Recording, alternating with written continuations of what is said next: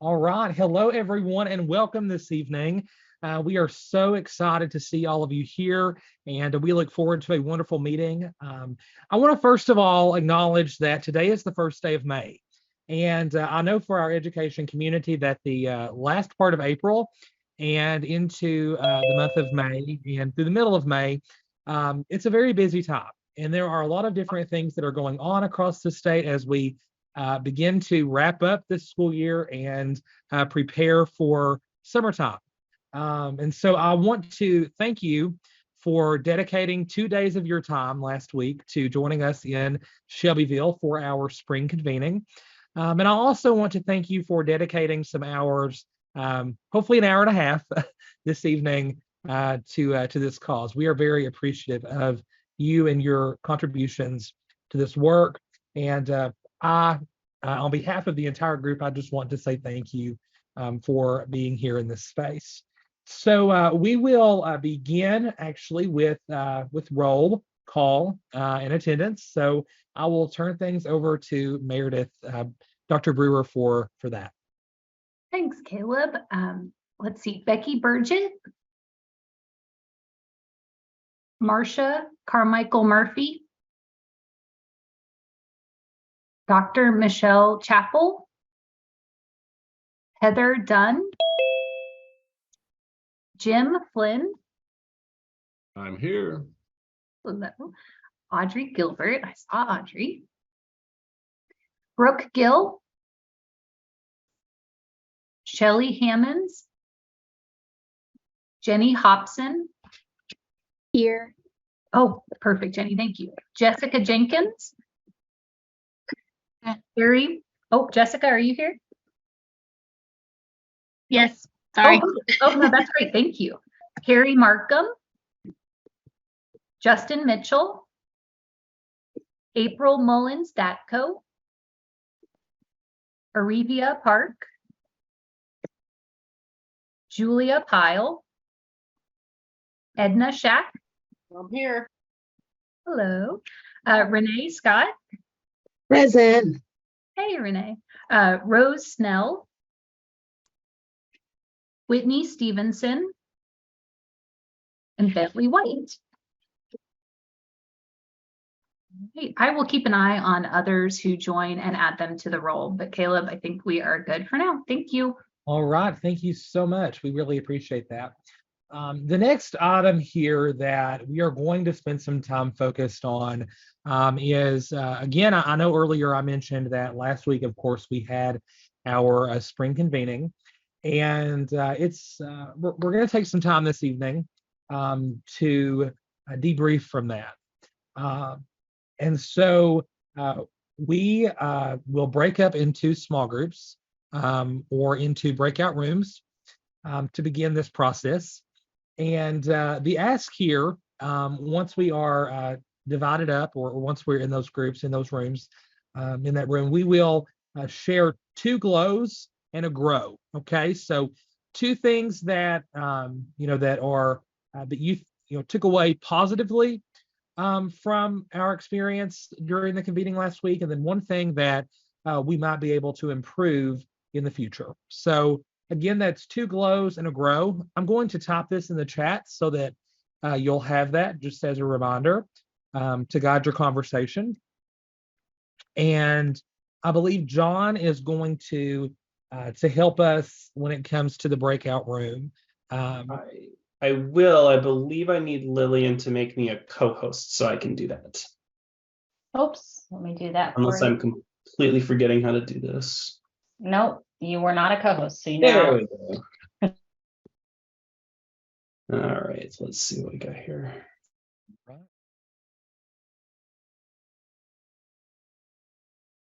All right, it looks like everyone is back here. Just going to make sure. I believe we are all back here in the main group. Wonderful.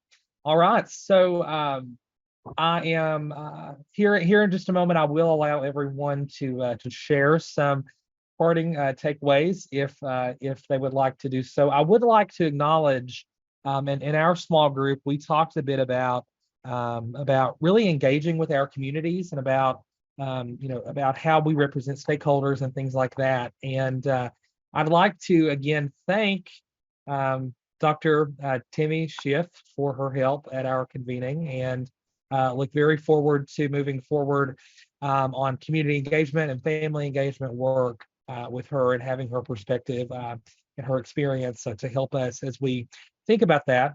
But with that being said, I'd like to open the floor up if anyone would like to share any of their takeaways.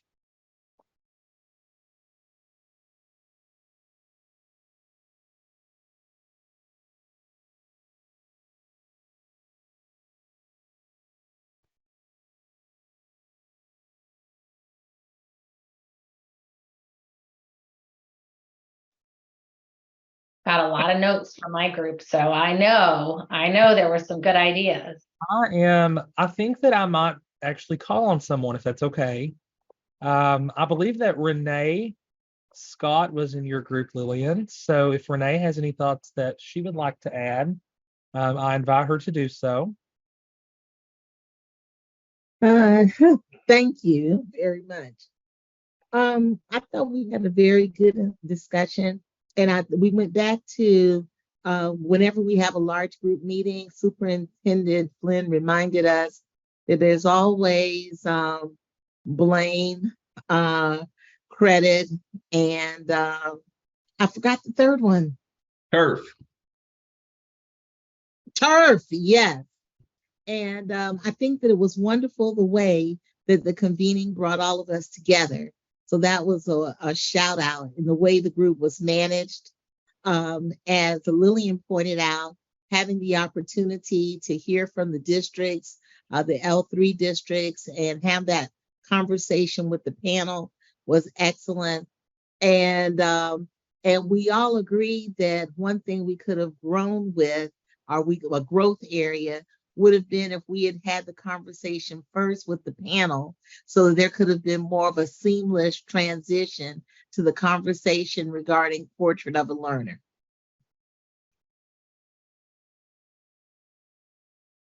All right, thank you so much. So I'm going to write that down here as well, just to make note of that. The idea of maybe having those panel conversations first that relate to a topic that we might discuss as a group later. Okay. All right. Thank you so much. Would anyone else like to contribute some thoughts? Looks like we may have a comment in the chat. Yeah. Okay. Absolutely. So capacity is required of students in public schools, and KRS 158.645 passed with Kara. Consider connecting the work of Kentucky United We Learn with this important piece of our history, the Kentucky Education Reform Act. Absolutely. And Jim, I enjoyed talking with you about that last week. I really enjoyed reflecting on that with you, and I appreciate you contributing that this evening. Do we have any other thoughts before we move on to our next agenda item? Hearing none. Our next agenda item, I'm going to turn things over to Lillian, John, and Meredith, Dr. Brewer, we're going to work on our big, hairy, audacious goal next steps. So I'll go ahead and turn things over. Awesome. Well, I will kick us off.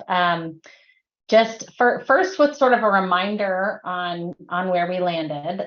It was really great to see the community engagement working group really building out a mission and a vision that speaks to what we mean by community engagement. And you had the policy working group digging in specifically around some policy recommendations and trying to figure out how to, like, what policy areas do we want to explore more as a group, and what's the sequence in which we want to tackle some of those, like which ones are most urgent and which ones are not. And that led us to a specific sort of next steps around there. And then we brought those together into a beautiful BHAG, which I've got here. I'll read for everyone just to refresh your memory. So to build capacity and increase engagement among communities, families, and students to support policy implementation that supports the reimagining of the education system in the Commonwealth by collecting data from every district to understand the value of Portrait of a Learner-like skills and identify learnings to inform changes to state graduation requirements. And we talked about, as part of that BHAG, we felt like it was important that we are collecting specific examples from those districts around barriers and challenges that they are facing, so that when we are making recommendations about drafting policy change, it is very much responsive to those districts who are moving this work forward already. So really, really exciting BHAG. It gave us something very tangible to focus on. And we wanted to use some of this time today, knowing that the work is fast and quick in policy change, to really kind of have a conversation around those next steps. But before we jump into that, Meredith has some interesting and fun updates for us on the policy and political front, ever changing, and want to make sure that we have that context as well as we begin to think about our next steps here as a committee. Thanks, Lillian. Hopefully these updates are both interesting and fun. We will see. We'll poll the group after I share. But I know I was able to speak with a few of you on Tuesday about the board's interest in moving forward with amending graduation requirements. And so I do want to officially share this evening that it is the intention of the State Board of Education to work toward amending graduation requirements to include an expectation around a demonstration of learning as part of the state graduation requirements. We heard from several of our panelists that many districts already have that graduation requirement as part of their local requirements. And we know that to earn a diploma in Kentucky, you have to satisfy both state and local requirements. So this would be a move to sort of make that expectation universal across the state. We still have lots to think about here in the months ahead about the best way to go about the language in that regulation, so that we can allow for the local innovation and flexibility around the development of a portrait that is responsive to the communities that our districts serve. We know that Chair Young and Commissioner Klass have been very clear that they do not want the KBE approved portrait in any way to supplant the work that's happening at the district level. So want to just repeat again that those districts that have adopted a local portrait, that portrait will still be in place, and we want to support the utilization of that portrait as part of a student's educational journey in the district. We do not intend to have the state level portrait become the portrait for every school and district. So hopefully that will reassure people, but we are moving forward with those proposed amendments to the graduation requirements that we have at the state level. So here's what that will mean. In order for the regulation to go through the full regulatory process, which, part of that process is that it will go to the local superintendent's advisory council for them to provide feedback to the state board in advance of their consideration of the regulation. It'll then go to the state board for deliberation and action. And then it goes through a whole process of public comment. The General Assembly has an opportunity to review regulations and provide their feedback on them as well, and to approve or disapprove the proposed regulations. And then ultimately they are up for formal sort of implementation and adoption. That usually takes 7 to 9 months to work its way through the whole system. So in order for us to have it in place for an incoming freshman class, we do need to have those proposed amendments go before the board in October of this year. And it would really not affect true graduation until the graduating class of 2028, most likely. So it would be the incoming freshmen of kind of 24, 25 would be the goal, that we would have this amendment in place with the fall of 2024.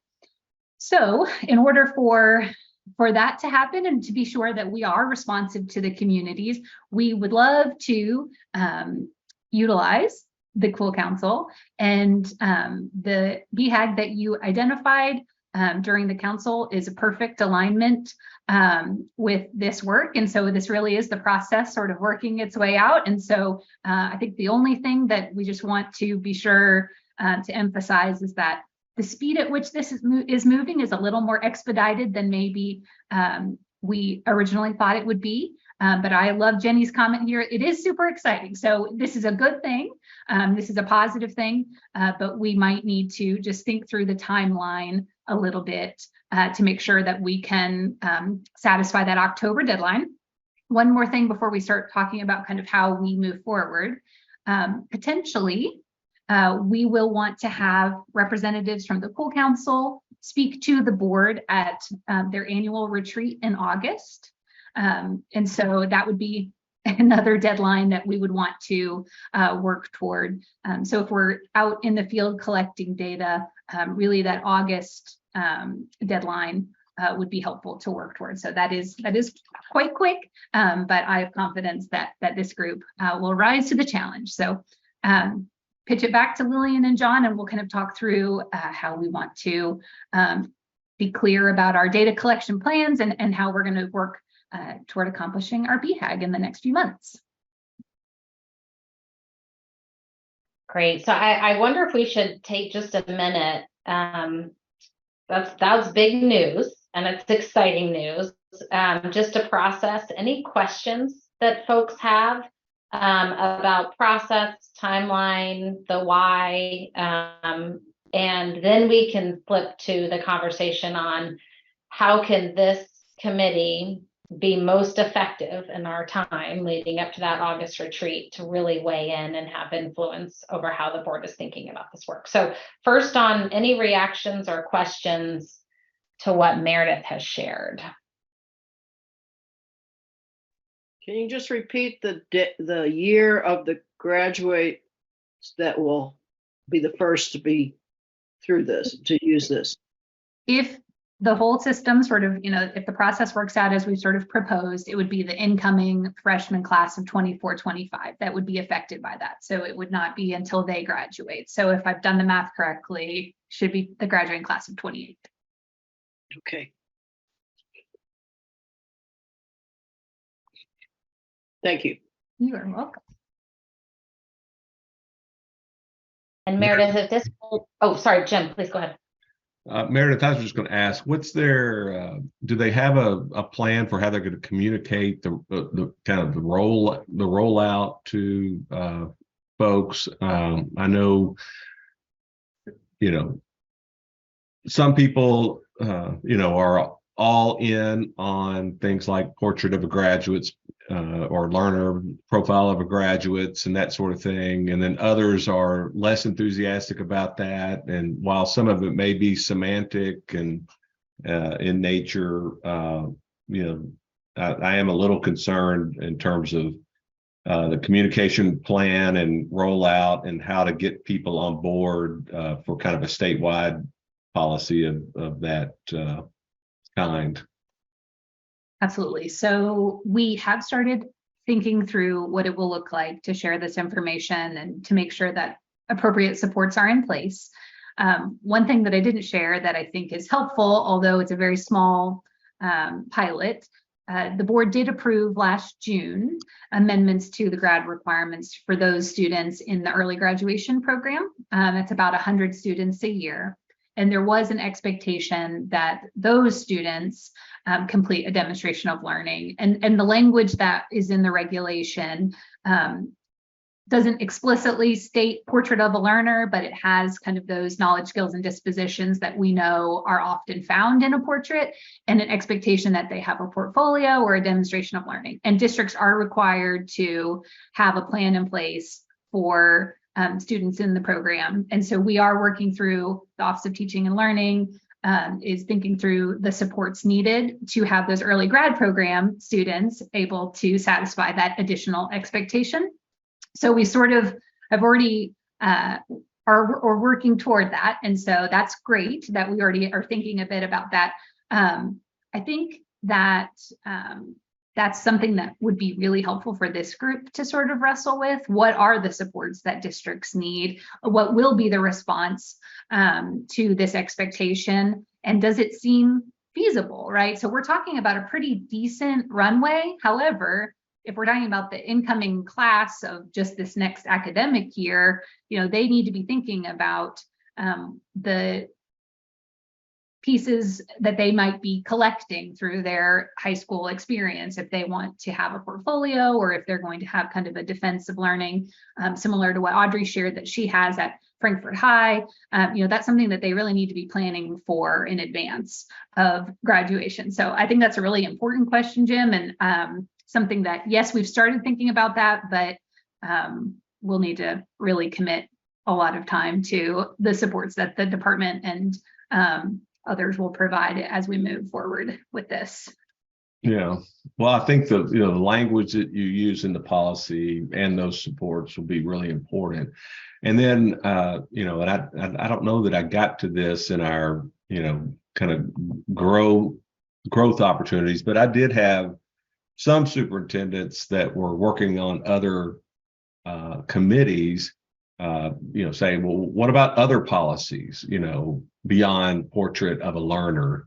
They want to see things happening in, assessment accountability. They want to see maybe more substantial things happening in graduation requirements. They want to see things, in the calendar and professional development and, and then even, thinking about, how we even fund schools, could change according to these kinds of things. So anyway, I just don't want this to get derailed because it's perceived that, oh, we're just going to do portrait of a learner or profile of a graduate. So I think we just got to be careful with that, I guess. That's my point. I agree, Jim. And one of the things that came up in our working group was, what do we let go of when we add this? And I think that's part of the message, that it will be more easily accepted by those communities that haven't started on this yet, if they know that there's a trade-off. Mm-hmm. Yeah. Well, the big elephant in the room is that while there's one division of KDE that's saying, hey, let's innovate, let's do all this, Kentucky United We Learn, superintendents and others are keenly aware there's another division over there that says, if you don't get your test scores, then we're going to come in with a hammer and a stick and whatever else, and we're going to get you. And when I hear the pushback on this kind of work, it's because they're just trying to keep their snorkels above the water on that side of the equation. That's right. And so one of the reasons I'm so passionate about this is, until we create a policy landscape where they can do this work without so much risk, we're going to have some that will push back, because they're looking at what are the rules of the game and how can I be successful in this game under the current rules and constraints. And and there are examples of those that try to innovate and kind of push out there, and then they get bitten by that other side of the policy environment. So I think it's just a really important decision and strategy that we're considering, and how how do we roll this out? Is it just one piece, or is it a series of pieces? So I have a positive thing, hopefully, to share, that the implications of this, I think, are very broad, and hopefully the effort that will be needed to sort of make all of this come to fruition will be productive. I do know that the office that you're referencing, Dr. Flynn, is aware, and you know, I do think that they are bound by federal requirements to sort of provide those supports, right? Same old story. They got to do their job. I That's understand. right. That's right. And so, but I do think we're having really important conversations about, you know, are we giving mixed messages here? Are we saying this is what we value and is so important, but also, you know, here's this other thing that we also have to value and is also important, right? And are we making it so hard for districts to succeed in the areas that we are saying we value? So I know that there are those tough conversations taking place. And of course, the CGSA grant that we were awarded and supports this work is really about us advocating to USAID for those flexibilities around assessment and accountability to hopefully have some of those areas of disconnect be a little bit more smooth. So yes, I hear you and I totally agree. And I think that the analogy of the snorkel is quite accurate, right? There's a lot of pressures that our districts are feeling. I did want to put into the chat just as an example, because I think in our discussion earlier where we were debriefing, there was some concern about not providing enough information and support because there's just a lot of information coming at everyone. So I thought it might be helpful to put just some proposed sample language. This is not the amendment. This is just us sort of thinking through what it might look like. So this would be a new section in the grad requirement regulation with some proposed language that is very similar to what we have for the early grad program. But this version, which I've had several versions that we've drafted, is just sort of straightforward, right? Either the state approved portrait or a locally developed portrait, and speaks a little bit about what would be ways to satisfy that. So a portfolio, a demonstration of learning, which we know to be sort of a defense that students partake in. So that language in the chat, again, is not the language, but I thought it might be helpful for people to read through that to give a little more context to what we're sort of talking about today. Any other questions for me about this? We're definitely. I actually, I have a thought I'd like to add. Okay. If that's all right. And I want to say thank you for bringing up the sort of the fear, I suppose, or the concern rather, around the current climate of assessment and accountability here in the state and across the nation. I know that here in Kentucky, as we grapple with this work, you know, we're certainly innovating. I mean, that's the best way to put it. You know, we're potentially trying something that no state has attempted to do in the past. And it's scary, but exciting at the same time. So I say that to say that last week I was fortunate to visit Barron County, Kentucky. And while I was there, I actually talked with a couple of students who had just defended their portfolio, or, and I can't remember the exact term they used. They might use a portrait of a Trojan or something like that. And, but anyway, you know, Barron County schools, at least as far as I know, is it's not an L3 district. And so I think there are a lot of perspectives out there that go beyond our current sort of working group in the sense that, you know, the L3 districts have been very involved with the United We Learn work and so forth. So I think it might be neat to think about, you know, as we think about community engagement, how we can talk with those local folks and learn more about how, you know, separate from United We Learn, how they're trying to approach assessment and accountability in new ways, so that we can broaden our perspective. So I want to add that. I think that's an important piece that came to mind from that conversation.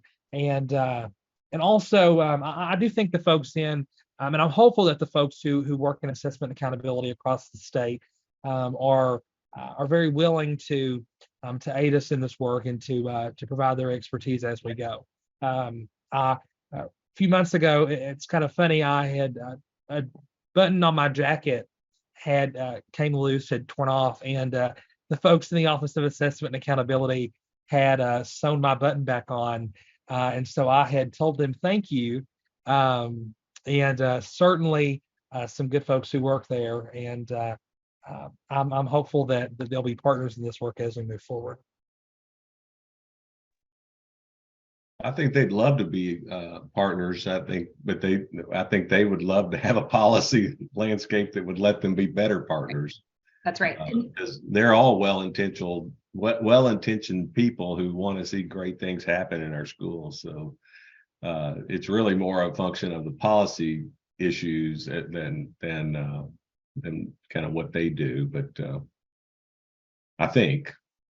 So I think this is, we talked about, maybe we should have had the panels first before we engaged in sort of this identification of a unified focus around the portrait. And I think some of these conversations also would have helped a bit for us to understand why, for such a time as this, it's important for us to think about the portrait as a focal point for the Cole Council and the board and the department and our partners in the field, because we are hearing a lot of interest in creation of a portrait of a learner, a portrait of a graduate from our schools and districts, from the L3 partners for sure, but also this tension around assessment and accountability and kind of the limitations that we find ourselves under to be able to truly innovate the student experience, because we feel like we have this looming system that's going to be punitive at some level. So I want to again emphasize that, as Dr. Flynn said,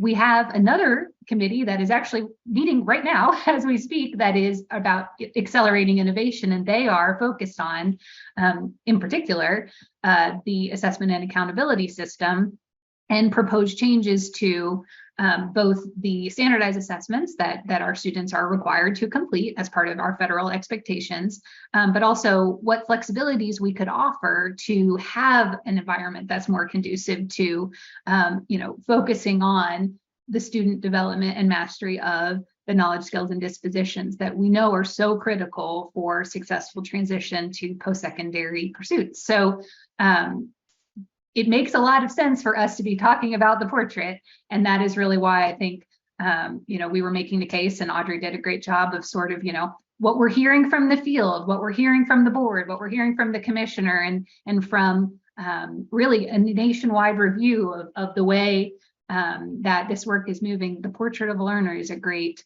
kind of central focus for us to really make significant impact. So what else can I answer for you before I think Lillian and John have a great spreadsheet that will hopefully help us organize next steps. Well, one of the things, Meredith, I don't know that we've talked about in this whole group, but we had a little bit of a conversation in our, in our breakout, where we just acknowledge that right now the relationship between Commissioner Glass and the legislature is strained, to say the least, and so that is a really important kind of minefield per se, that we have to think about how do we navigate that and relative to this work, and so that it doesn't get kind of caught up in the political fights and somehow survives the policy discussions and debates. So that's just something I think we've got to think about carefully. Totally agree. And it is a complex minefield. You are exactly correct in that description. We do know that graduation requirements are under the purview of the state board. And so that is something that the state board can independently take action on as soon as October, as we described. And I think that hopefully there will be support for that change. Again, back to the communication and rollout of that will be really important in the months ahead. But as we think about true changes to our assessment and accountability system, that will require support from the General Assembly. And I know someone Dr. Shack put in there, Representative Tipton, who was a wonderful participant in the convening last week. We certainly, he's chair of the House Education Committee. We certainly want to lean on his expertise and connections to help us advocate. But I think what's helpful, and I didn't mention this, but if we think about, mastery of these skills and dispositions that we find in both the state level portrait and portraits statewide, that really is employability and job skills, right? That's what we're hearing from employers that they prioritize. And we know our General Assembly is very interested in ensuring that we have a strong workforce here in Kentucky. So I think that it is something that they will be supportive of, as well as we think about kind of the educational experience to include foundational knowledge in core academic areas, as well as this more diverse set of skills that we know we need to be successful adults. So hopefully that will be something that they will that will resonate with them. Edna makes a good point, because again, I kind of mentioned this already, but I think the nomenclature is going to be very important. And so there might be a way to word it in such a way that gives it a little bit, broader appeal. Because again, I talk to superintendents, and some of them do profiles of a graduate, some of them do portraits of a learner, some of them do a blueprint for whatever. She mentioned Fleming County does bridges to, some of them do, playbook, or whatever the language is. But it means the same thing. And one of the things I've heard them push back on, like a profile or a portrait of a graduate or learner, is it doesn't connotate that they're operationalizing something. So a lot of them, struggle with, I want something that's where we're going to take action on, and so that's why they want something like a blueprint. So just FYI, I hear those kinds of discussions among superintendents sometimes. So before we jump into sort of next steps, and I know Lillian and John are sort of our resident experts at all things competency-based education, portrait of a learner, so I want to be sure that we hear from them as well. I'm going to put in the chat another proposed set of amendments that we've been considering that don't explicitly name a portrait, that really just speak to more kind of the skills and dispositions we would want students to be able to show mastery of. And I'd love to hear either via email, or if we have time, thoughts on if that is preferable rather than explicitly naming state level portrait or a locally developed portrait. So I will put that in the chat and let Lillian share her wisdom with us.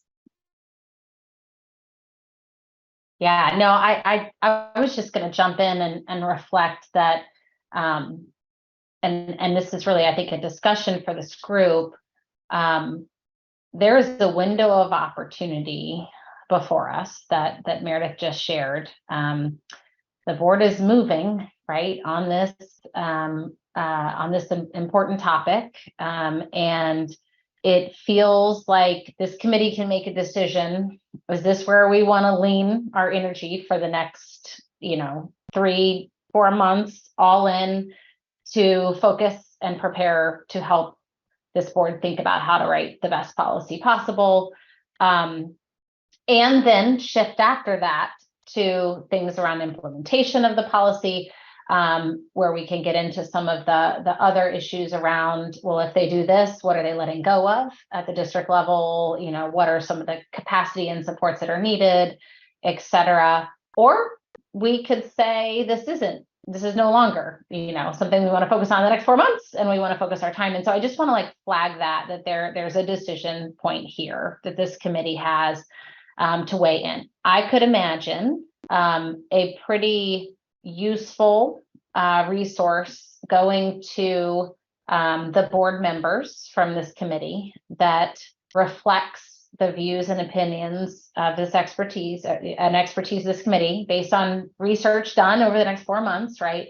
That says this is the direction we think you should go, and this is why, and that there would be cool council members who would also carry that message in person to speak at the board retreat in August. So I just want to be clear. I think that's kind of what we're putting on the table is the question. Do we want to go all in the next 4 months around this to produce something like that?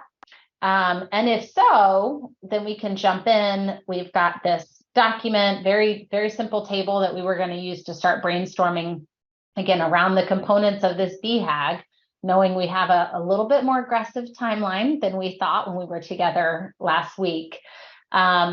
What do we need to know? Where might we find it? Next steps. Like, this is going to be probably an all hands on deck process in order to collect the information that this group's going to need to weigh in. So want to just do like a quick gut check. Does this feel like the right direction to lean given the group's BHAG? And if so, are folks committed and ready to help with what this committee would need to take on in order to be ready to weigh in with the board in August?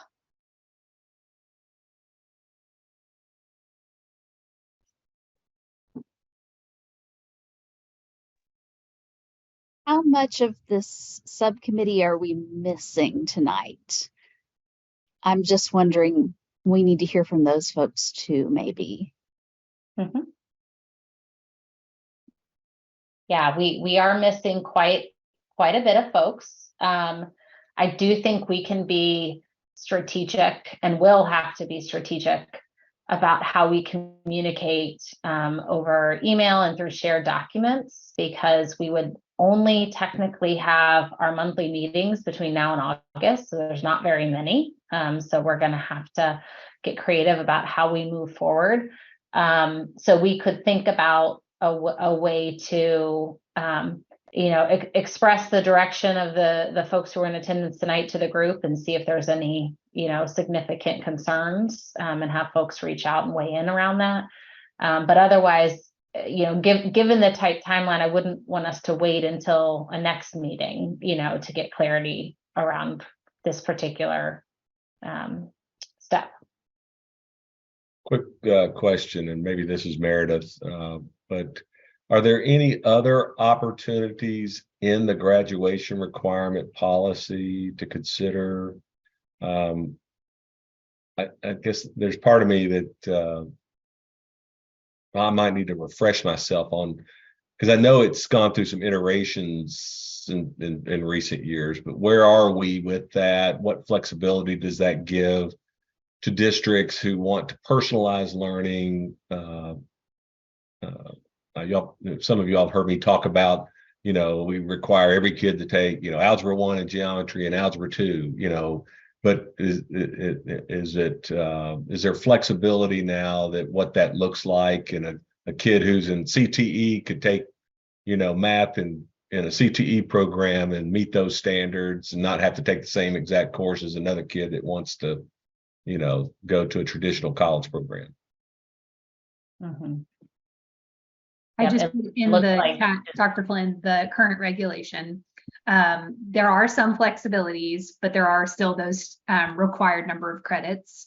And it sort of outlines the expected courses.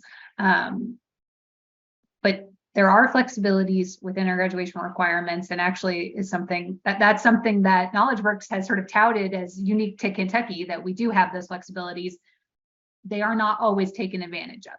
So I think that is something we could do right now, is even, for our current graduates, they would be able to have those flexibilities, and those students that are currently in high school.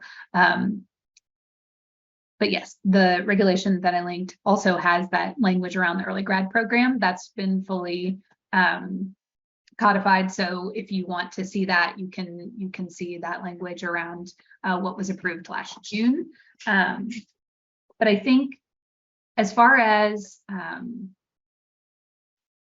expediting this process so that we can hopefully work toward that August date, I do think that this will require some communication via email, and that we kind of go forth and sort of speak within our own networks, as well as reach out as we feel we're sort of lacking in information. So I think there'll be some work to be done between virtual meetings, because we really we have a lot to do before potentially August. And I saw, Edna, your question, so I will put in the chat the dates for the board meeting in August. I will share that as part of our retreat, we do go off-site. And so we are headed to Dale Hollow State Park for that retreat in August.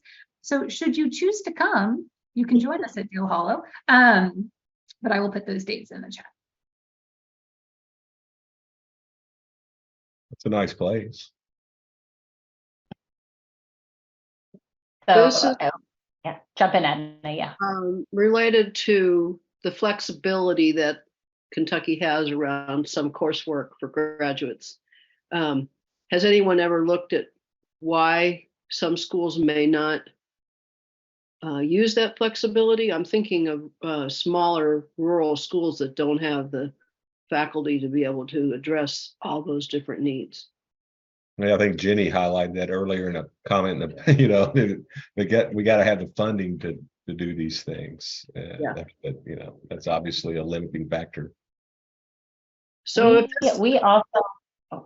go ahead. No. Oh, I was just going to bring forward. I think it might have been Superintendent Hamby shared when he joined us. And it's also in the document that those L3 districts put together around policy considerations or challenges that they're running up against, but that the performance-based graduation requirement or the flexible option, while it sounds great, it is often difficult to do because there are actually some funding barriers that come with that. So if a student hasn't quite finished under the performance-based option, a particular experience that they are doing to demonstrate mastery, right, of the requirements under the graduation requirements by the end of the calendar year, there's no funding that follows the child if they need a little bit more time in the summer, right, or if they want to engage after school. So there's some limitations on that performance-based credit option happening explicitly within the school calendar in the school day that can be limiting. And he also was saying he can't earn credit for that child completing if, again, that child is almost there, or a child enters the school year halfway through, or there's some transiency. And so there are some challenges that make that flexibility option not as attractive sometimes for both students and administration. That could also be some context we wanted to add in as we think about making these flexibilities more attractive to districts. Just wanted to bring that forward as that was a direct thread from one of our local school district partners. Now that's a reason why a lot of districts, you know, limit kind of virtual learning opportunities because the funding's in arrears through that performance-based credit system. Exactly. And I think it's okay for us to. I think it might want to say, you know, we might want to weigh in and say, here are the things we think should be reflected in the language, and here's some considerations that you might also want to take into account to ensure implementation is what we would hope for students in Kentucky. And that might be some direct reflections and quotes that show the experiences of stakeholders across the state, right? So we have access to rich perspectives, not only on this council, but also through district partners in this work. And so how do we bring their voices and those real world examples forward to provide some broader context for the board? I would think would be a strength that this group could bring. On that note, I'm going to share my screen. I would like to just make sure that we are populating this table. I had put that link in the chat earlier. This is kind of a research table, just a note catcher really for us. If we want to hit those 2 meetings before now in August, what do we need to be doing between now and then in order to have a collective response from this group? I copied, someone was saying earlier, and I just popped this in there, a question of like, what support will districts need to support implementation?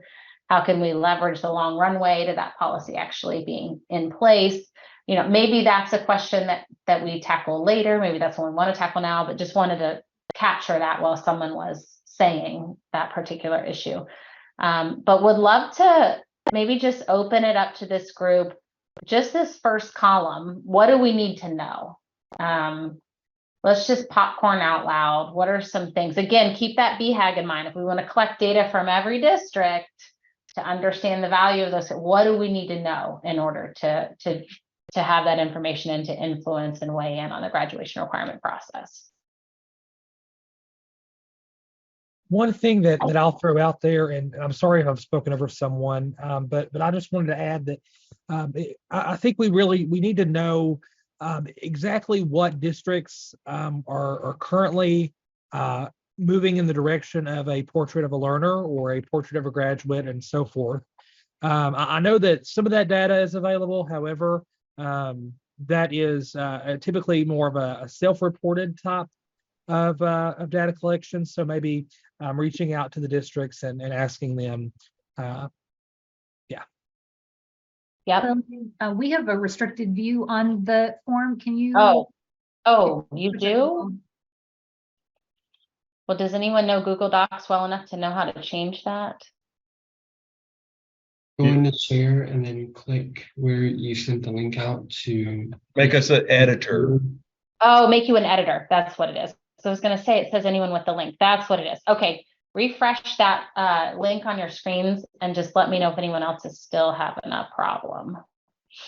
I think, Lillian, we could also add what current district policies look like with these, just to see what resources we might need later on for districts who need that. And then also what barriers are in the way of districts who are adamantly against the portrait right now and what their argument is for that.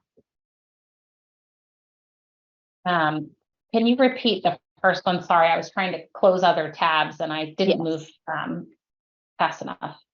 Yes, I think we need to look at what current district policies look like for the districts that are doing it really well, the districts that have a solid program and system, to see how we can best support other districts as we move forward. Right, so there are already districts who have adopted graduation requirement policies aligned to their portrait of a learner, looking at those to see how they wrote those policies. Yeah, that's a great recommendation. And yeah, I see some folks popping in here and writing. Please jump in. Happy to have this populated simultaneously. Here's another question. What would it look like? How would we know if we wanted to put the brakes on this? How would we know if we were running into barriers that we wanted to suggest to the board that 24-25 may be too soon? Also knowing that we're working within the constraints of the grant and the deliverables that United We Learn has as well. Yeah. And on that, it might be that there's some process we build into our last meeting before August to reach consensus and feel good about what we put forward. So that's a good flag.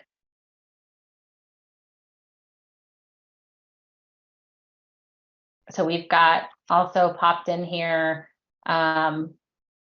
what do districts perceive as challenges to the timeline? So picking up on that timeline piece. What complementary regulations under the authority of KBE should be considered to accompany this change consideration? I thought there was one in here around what teachers and other stakeholders feel about this. Did that one get lost? If that one did, and someone wrote it, put but it I back. don't know where it went. Oh, it disappeared somehow.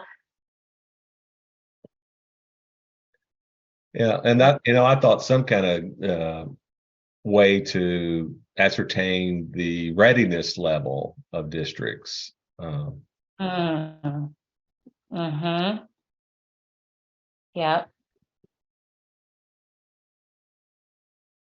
Okay. Okay. anything What would it else? cost? What would it cost? Could they, do some kind of fiscal analyses?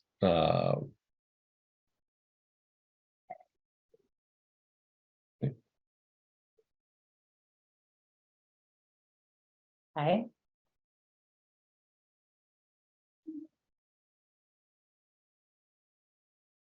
Any others? Okay, let's move over to where might we find it. Best part is when you can crowdsource and figure out where this information might already exist, or we have a mechanism by which we can leverage our networks to get information. So, so if we think about the first, what would districts need to support implementation? Where might we find that information?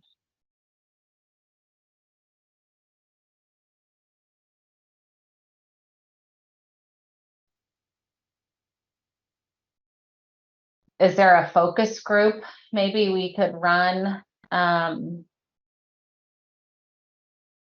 with our L3s that's what I would, they've learned, should be able to help us. Absolutely. yeah.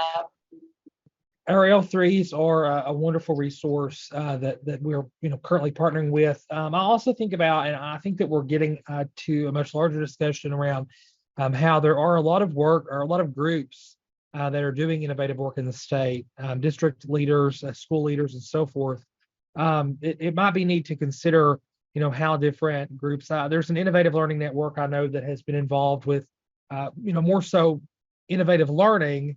But that definitely comes to mind. I see Audrey in the chat has mentioned co-ops, our educational cooperatives. So those are also options, of course, for us to keep in mind as well. Audrey, adding that to where we list the L3s, say the co-ops. I think so. Those are just groups that we can easily organize around. And then also, like Caleb said, the Innovative Learning Network, that's something that we have easy access to that expands beyond just a few districts. Mm-hmm. Well, the co-ops have that deeper learning grant from KDE that would have some other districts that are probably doing some interesting work in this space. Yeah. And if not explicitly titled A Portrait of a Learner or Portrait of a Mascot or whatever, certainly moving in the direction of this frame of thinking. So I think it'd be neat to hear from some of those groups as well. Yeah. Do we think if we did hold a focus group with these willing district participants through these networks, do you think we might be able to get at some of these other items, our research questions through that forum as well? I believe so. And I'll open the floor up to the group as well to hear everyone's thoughts. I will say, I think that one challenge when we look at some of these questions here, what concerns do districts have around implementing a POL, and how can those best be alleviated? A lot of these districts that are involved in innovative efforts in the Innovative Learning Cohort or in other groups, they're the groups who are interested in pursuing this work, right? They recognize that there will be challenges. So I think it might be neat for us to think about a way to get to districts that, might not be as involved in this work. That's what I'm thinking. And I'm of course, I welcome any other feedback as well on that. I agree with that. And I am wondering if someone like Jim or someone who is trusted by a district that would feel wary of this might be able to get that kind of input from some of those districts in ways that would not make them feel threatened or like they were in the spotlight because they're not on board. Mm-hmm.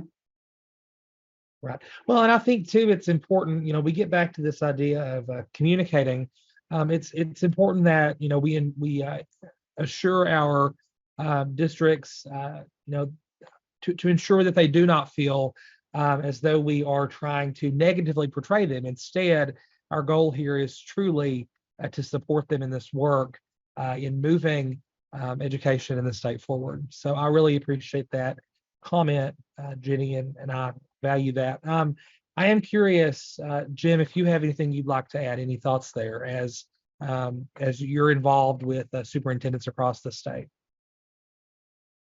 Yeah, I mean, the timeline is a little concerning to me, just knowing that people, just think about when our group came together for, our recent convening and how people reacted when that proposal was made. And you can only imagine, when you broaden, that scope to a statewide perspective among stakeholders. So I just think there's a lot of groundwork that needs to be laid, and we need to find some ways to, to ascertain readiness, to, think about the nomenclature and, and how that'll be perceived, and, some of these things that, that we've already been discussing. So I think we've got a lot of the issues on the table, and I'm sure, lots of other ones will emerge, but I wish I had a hard and fast answer, but I think it's going to be across, it's going to be all over the board. Mhm.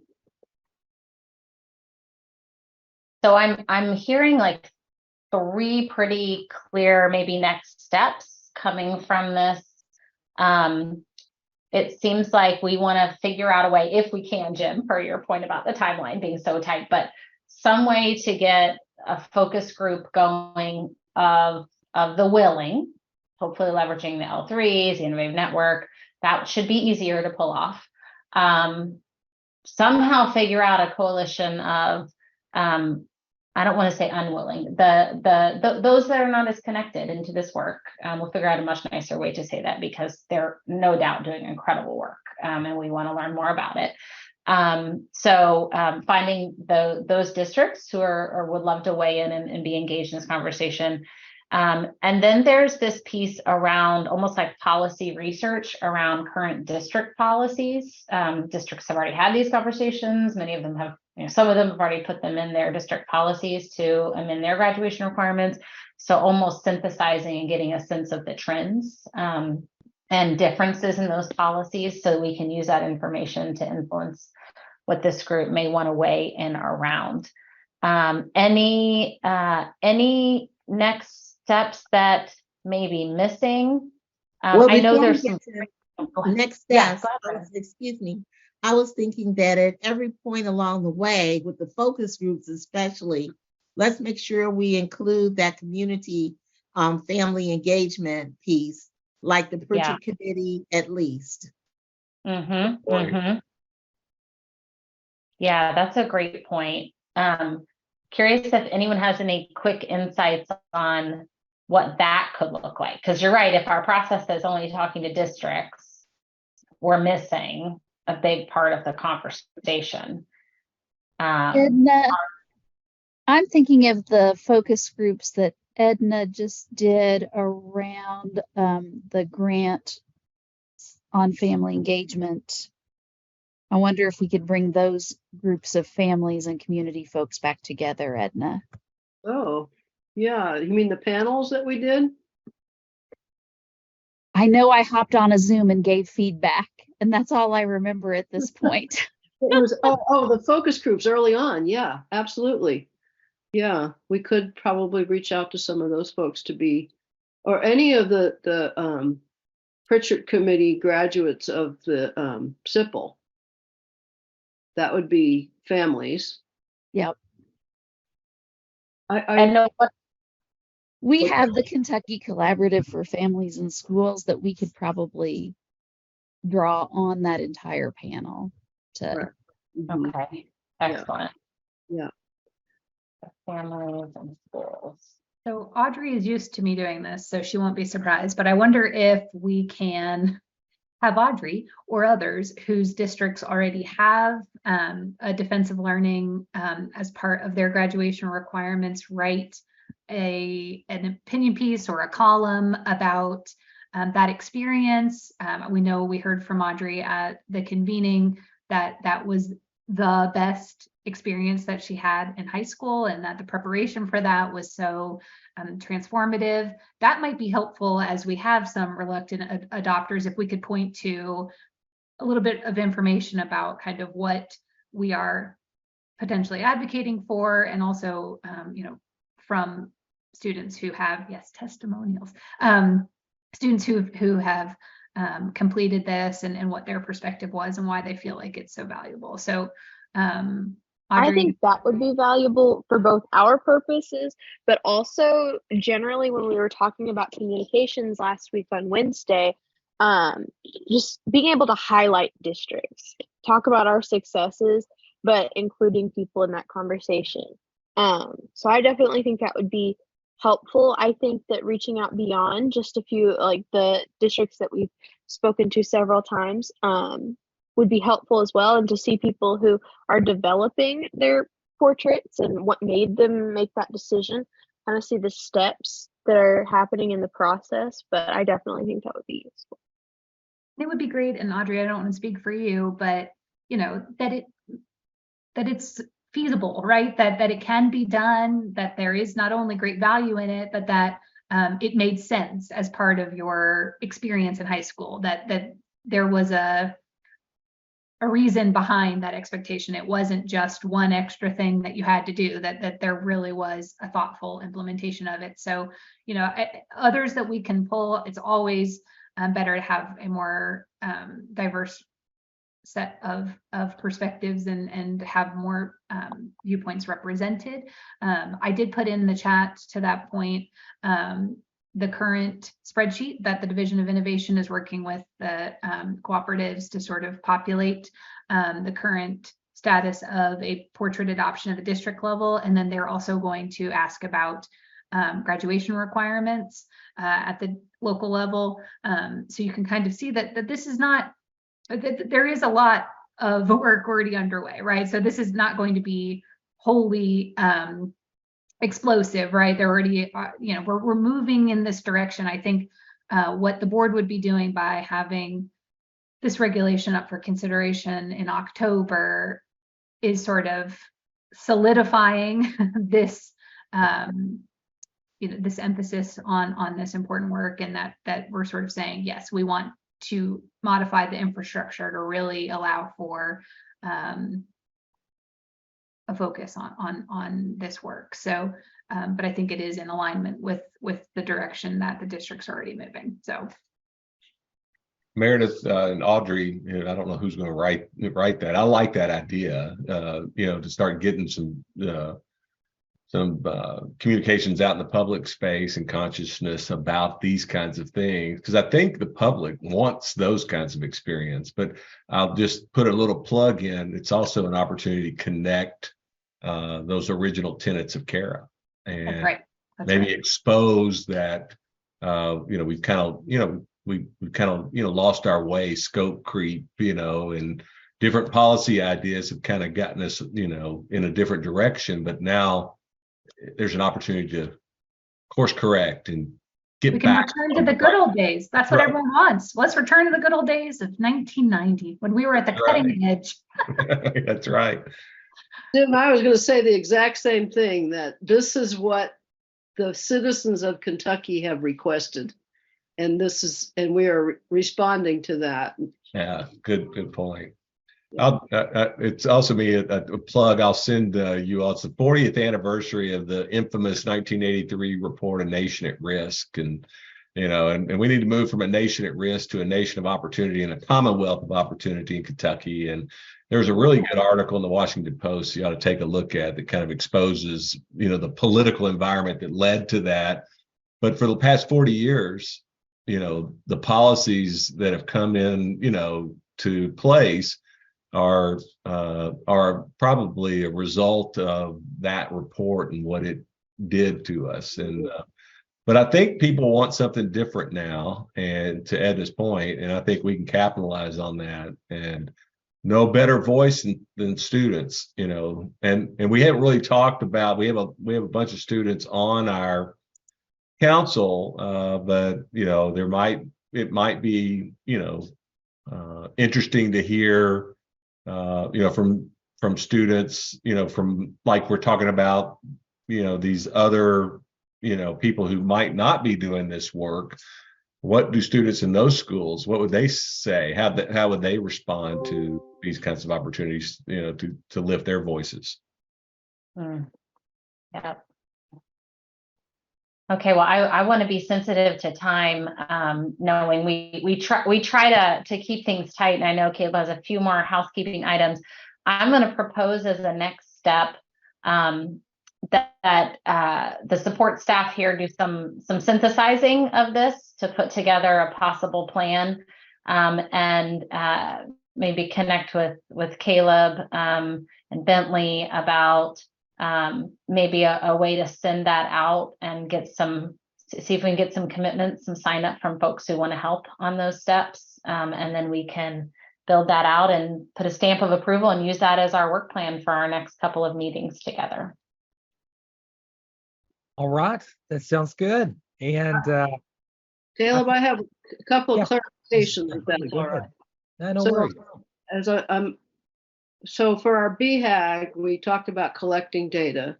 We're not collecting that through surveys, but rather through focus groups and of various stakeholders in terms of districts, as well as people variations. I think if we're going to have students, I would love to see, I don't know exactly how to say this, but students who would have struggled to graduate without this and would have struggled to find their way. Like when I listened to the defenses in Round County, there were a number of students who were taking welding classes, and that's what they want to do in life. And I don't think they would have gotten there.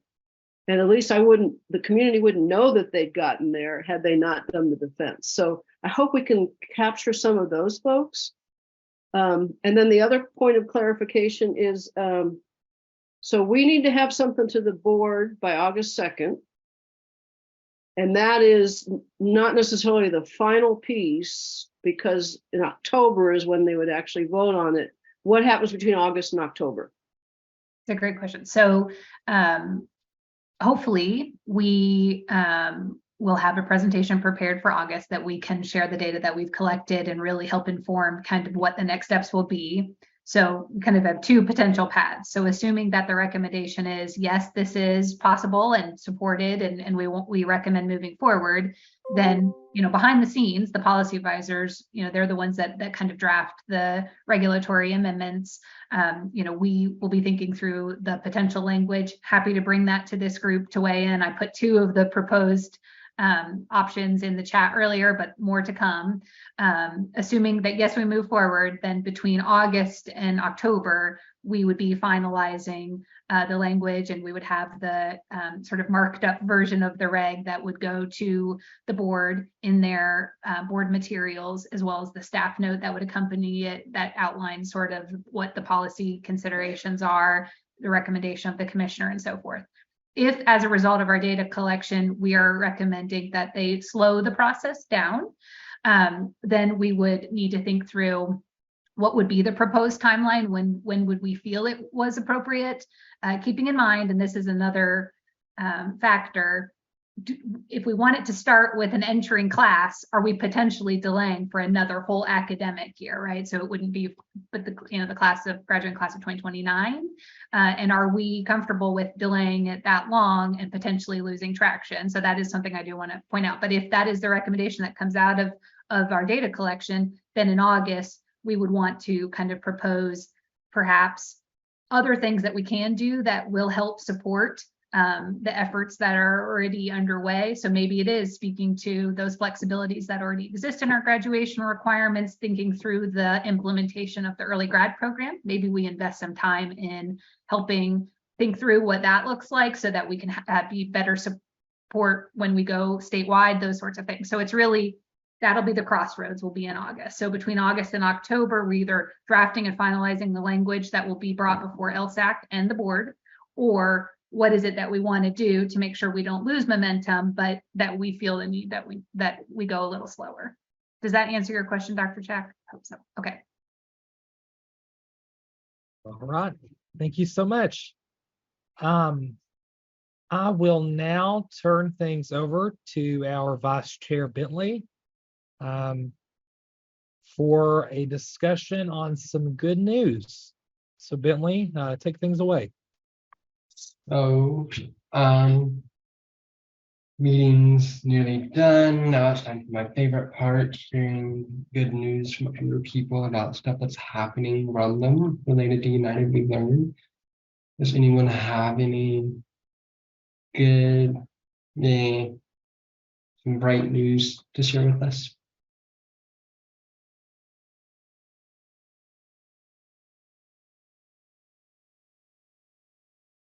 Floor is open for discussion. We're going to 2 fifth grade student defenses in the next 10 days. So that's exciting.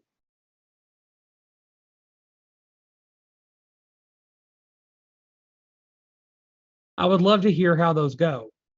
I would love to hear more about that. I think that that'll be a really great opportunity to witness this work in action. So, Well, what I've please, seen at school board meetings that the elementary school kids do is pretty incredible. So I have high hopes.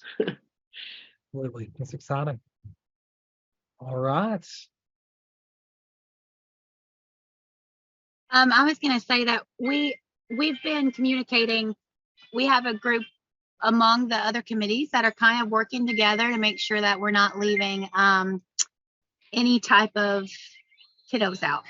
And so as we're going and talking about this, like we're also like meeting and discussing like, okay, so do we make sure that we talked about these kiddos and these kiddos? And I just love that these kids are going to get recognized and not forgotten about. Like I actually feel really good about it. So that's something great, I think. Wonderful.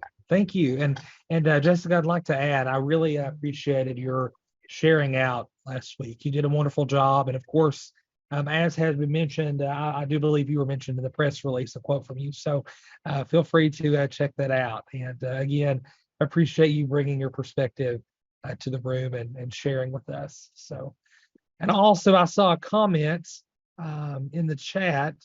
Lillian says, Jessica, that you brought the good news to the meeting. We're very happy to see your kiddo there with you. So yeah, this is why we're doing this, right? For the Audreys and the Bentleys and for these little guys, right? Yeah, absolutely. All right.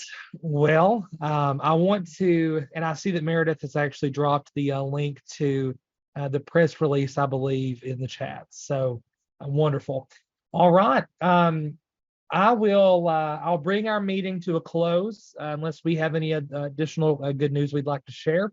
I am very thankful to have spent the past little bit talking with y'all and debriefing. And I think that we have a very good idea as to some potential paths forward. Look forward to thinking through and further debriefing from our conversation this evening. And I'm excited for what awaits us as we move forward. With that said, our next meeting will be on June 5th. We will convene at 5:00 p.m. Eastern time. So we look forward to seeing everyone then. And of course, as is typical, an email will follow with some general updates to all of our members in order to keep everyone informed, but also to ensure that some folks who may not have been able to be with us this evening are kept informed as well. Look forward to seeing you all next month, and feel free to reach out if you have any ideas or any questions or any concerns or comments, anything along those lines. Feel free to reach out. And of course, we are always very thankful to consider your perspectives as we move forward. So With that being said, we are adjourned.